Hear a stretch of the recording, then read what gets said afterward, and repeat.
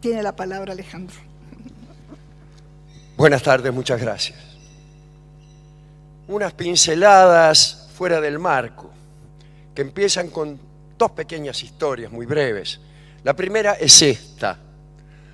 Un niño ve en la oscuridad una espantosa sábana en la soga de colgar la ropa. Desde luego se aterroriza. El padre lo acompaña hasta el fondo y allí el niño se calma al ver que se trataba de un simple fantasma. La otra historia la contó Borges.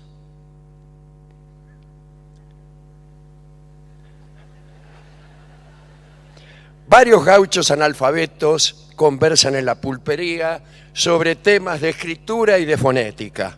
Uno de ellos afirma que la palabra trara no puede escribirse. Otro le responde que todo lo que se habla puede ser escrito.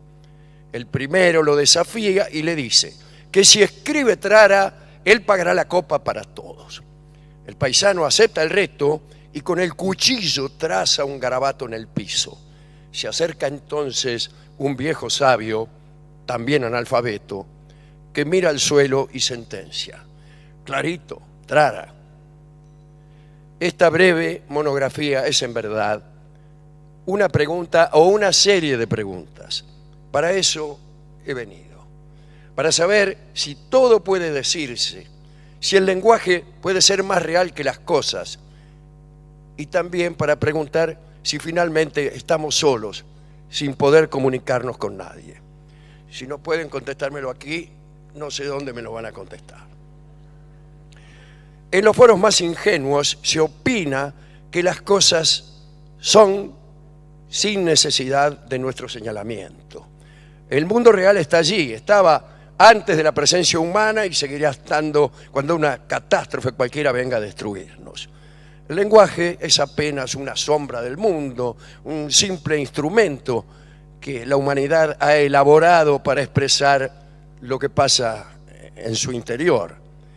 Para este realismo ingenuo, la insuficiencia de la lengua es prueba de su naturaleza subalterna y especular.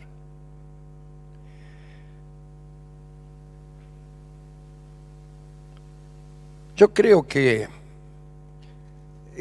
las personas emotivas suelen complacerse en señalar esta insuficiencia y les gusta decir que no todo puede decirse con palabras y que hay una región sublime donde, etc. Sin embargo, muchos hombres sabios han pensado exactamente lo contrario y han llegado a sospechar que sin lenguaje los hechos no suceden. Popper afirmó que los hechos son algo así como un producto común del lenguaje y la realidad. Son la realidad fijada mediante enunciados descriptivos. Hasta que alguien no los elige o selecciona, los hechos no existen. ¿Cómo distinguir a un guitarrista, un tipo que toca la guitarra en medio de todo el infinito caos de partículas subatómicas que giran, se combinan, nacen y se extinguen a su alrededor? Hay que nombrarlo. Es necesaria una mente que lo discrimine y lo saque del guiso. Más aún, muchos ilustres refutadores de leyendas están lejos de creer que el hombre preexiste al lenguaje. Por cierto, es difícil imaginar algo tan absurdo como un grupo de personas inventando las palabras. Tal vez el más inspirado de todos nuestros conspiradores haya sido Nietzsche.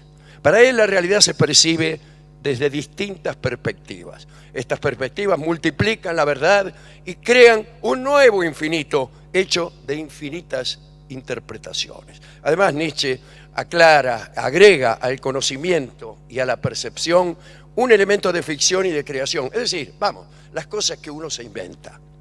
Pero ahí no terminan las tribulaciones del viejo Nietzsche. Enseguida este hombre repara en las cadenas y los límites del pensamiento, que son para él el lenguaje y la historicidad. No podemos desprendernos de ellos para acceder a la verdad. Más bien, la verdad ocurre allí, en esos dos elementos. No como objetividad científica, pero tampoco como invención absoluta. Dice Nietzsche, solo pensamos en la forma del lenguaje. Si queremos salir del lenguaje, dejamos de pensar. Pirandello captó las consecuencias del perspectivismo en las relaciones humanas.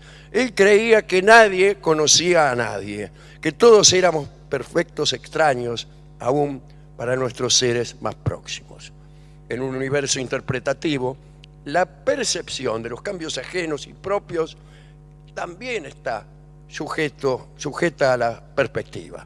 Podríamos concebir cambios profundos que no son percibidos o que son percibidos erróneamente. Un hombre se convierte en perro, pero no se da cuenta y prosigue con su conducta burguesa y acompaña a su mujer a las confiterías y los mozos lo expulsan a patadas, etc. Hay casos más cotidianos, pero no menos patéticos. El hombre que envejece y sigue tratando de seducir a adolescentes, o el hombre que se envilece y sigue jactándose de su pureza. El patrón inverso también es usual. Alguien que no cambia cree que ha cambiado. O mejor aún, alguien que no cambia produce en los demás la ficción de un cambio. Platón sostuvo, ante la aclamación universal, que el mundo que vemos no es otra cosa que la sombra del mundo real que es inobservable para nuestros pobres sentidos. El filósofo aficionado enseguida repara en otro mundo que es también sombra, o más bien eco del mundo real, y ese mundo es el lenguaje. Para algunos, las palabras son como sombras de las cosas, pero otros han creído que si se percibe a través del signo, es decir, a través de aquello que puede decirse, el mundo real pasa a ensombrecerse y el lenguaje empieza a existir de un modo más positivo que las cosas. Para esta gente es verdadera la idea mítica de que nombrar una cosa es crearla. Las vanguardias discutieron el vínculo siempre equívoco, ¿no?, entre el lenguaje y la realidad, y acabaron por devolverle a la palabra su poder transformador. Escribió el simbolista Chlebnikov: mirad, el sol obedece a mi sintaxis. Octavio Paz afirmó que la poesía no es la traducción en palabras de un estado poético. Las palabras son la poesía. Bueno, ahora que casi estábamos de acuerdo en que lo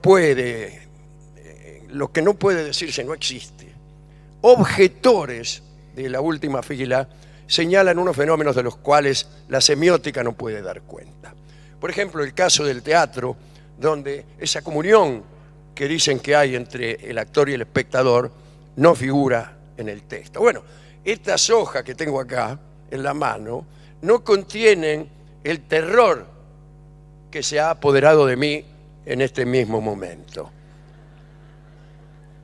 Bueno, esas cosas no están, pero yo digo, no están, pero podrían estar. O mejor todavía, si podemos decir que algo no está, es porque está.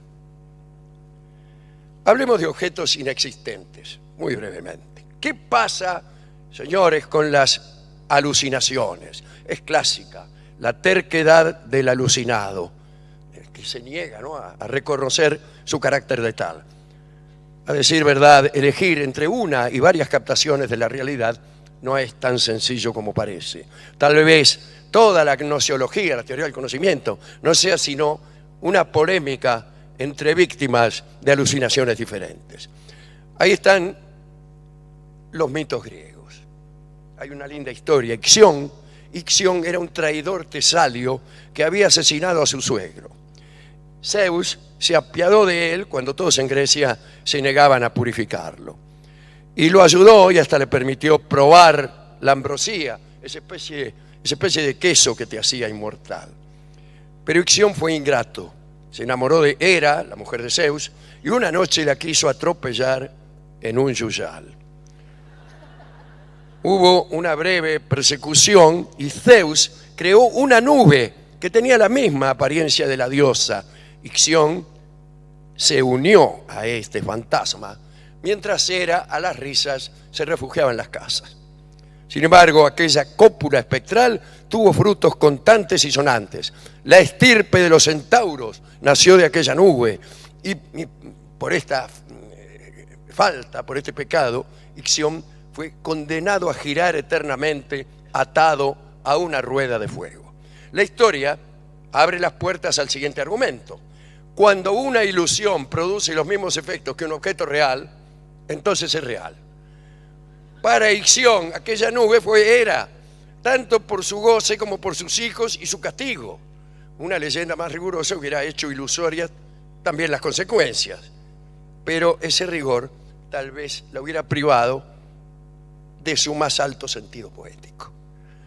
Todos conocemos los relatos de espectadores demasiado crédulos que a la salida del teatro, antiguamente, trataban de atropellar a los actores que hacían de malvados.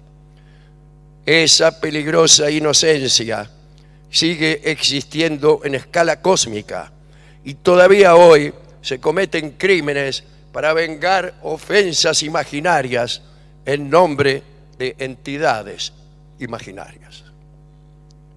Todo este juego nos revela que tal vez no somos otra cosa que niños que temen más a las sábanas que a los fantasmas, o paisanos analfabetos buscando en vano una instancia superior.